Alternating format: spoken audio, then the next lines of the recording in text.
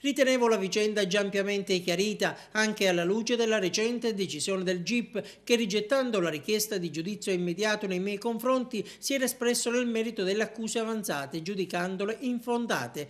Marco Zambuto, che si trova in Russia per una visita istituzionale, commenta così la richiesta della Procura di Agrigento del suo rinvio a giudizio nell'ambito dell'inchiesta sugli incarichi della Fondazione Teatro Luigi Pirandello. Zambuto è infatti coinvolto nelle vesti di presidente di questo organismo. Le accuse per lui sono abuso d'ufficio e falso. Offro la massima disponibilità e collaborazione, fa sapere il sindaco, affinché sia fatta luce su ogni circostanza, fornendo, se necessario, ulteriori elementi chiarificatori.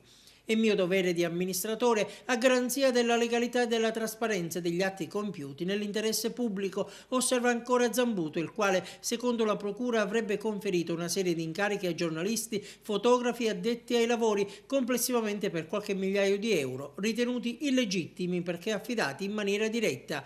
Per quasi tutti i beneficiari i PM hanno chiesto l'archiviazione. L'unico a rischiare di andare a processo è Domenico Vecchio, accusato di abuso e falso, a cui era stato affidato l'incarico del coordinamento informazione e comunicazione legato alla realizzazione di un dominio web della Fondazione. L'indagine, lo ricordiamo, è stata aperta lo scorso autunno dopo una pesante lettera dell'allora componente del CDA della Fondazione, Giovanni Di Maida, in cui si evidenziavano una serie di presunte irregolarità.